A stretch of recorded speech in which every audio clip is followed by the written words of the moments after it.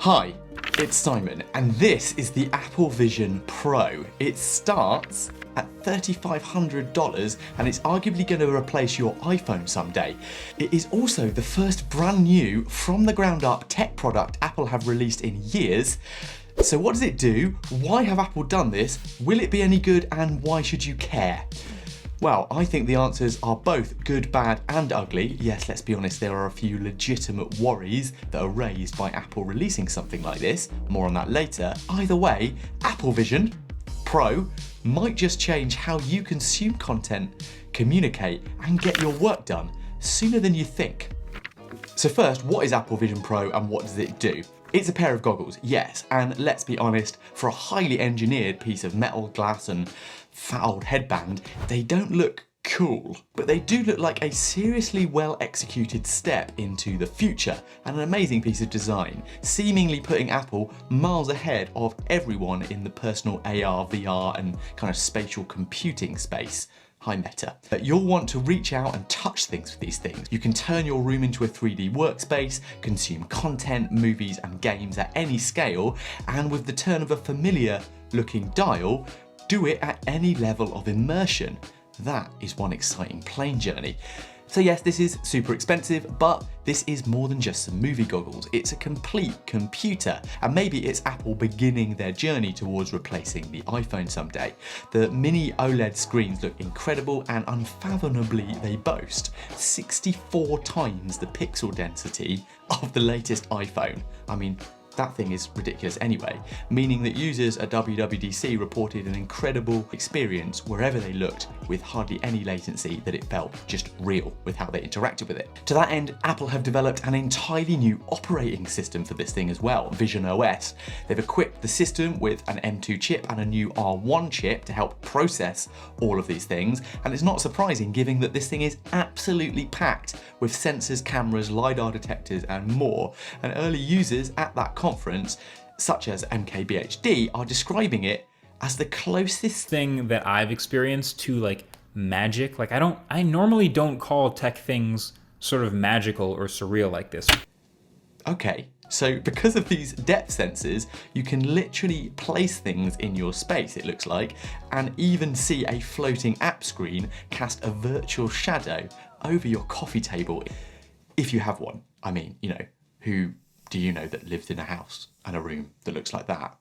And there are internal infrared sensors and cameras that make this a two-way device, meaning this is reported to not only be the most responsive and accurate eye tracking device ever, but that Vision Pro can also record your eyes and, based on computer learning, recreate your face as a virtual avatar in real time and stream your face to FaceTime.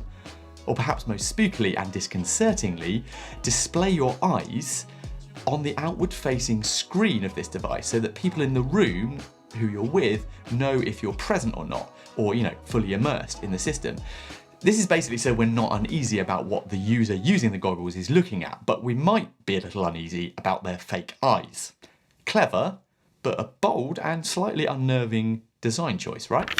So what's good? Number one, and it seems very good, has to be the eye and gesture tracking. This looks so well realized, so fast and so intuitive. The sensors are apparently unbelievably accurate in how they know exactly what you're looking at, and will, for example, highlight an app ready to be clicked and even subtly track where you're looking, so it can save processing power by only needing to make what you're looking at directly have that super high definition. Users are reporting that you don't notice this. Pretty impressive. And when you have looked at the word, button or item that you want to click and move, you can select it by just tapping your finger and thumb together or pinching and swiping. Pretty mind-blowing, particularly given that the coverage of the sensors means that you can just do that on your lap, not by swinging your arms around in the real world. And on that note of future clicks, get your practice in early and try clicking on the subscribe button and the like button at the same time. You see what I did there?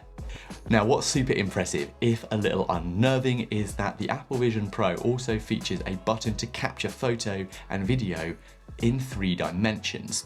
This is because you have depth perception with those 3D dual cameras, and it looks incredible. If a little weird watching that dad on Apple's promo record a family moment rather than actually being present for it. Whatever you make of that, from photo to video to this, could we be looking at the beginning of a new MO for how we capture and record our memories? So before we address those legitimate concerns about all this, what might be the bad here? Well, first, there is the price. Perhaps it's not that unreasonable for what this thing has to do. It's an entire computer.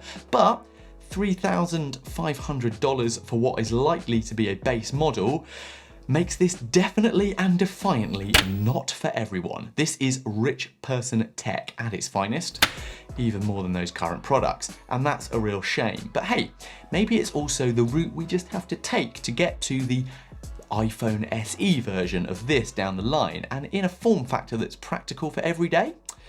Apple Glasses 2030 maybe. From an aesthetic and practical note, that attachable battery, which kind of has to attach to the headset and go in your back pocket, might seem also like a really terrible piece of design, right? Well, kind of. The weight on your head must be significant given all that glass and metal, and it makes sense Apple would move the battery from the headset itself. In 10 years, maybe they could make a small enough version of all of this to be manageable just on the head. But I do like that Apple have pushed this out now, meaning that early users and developers will actually be able to help shape and push this forward.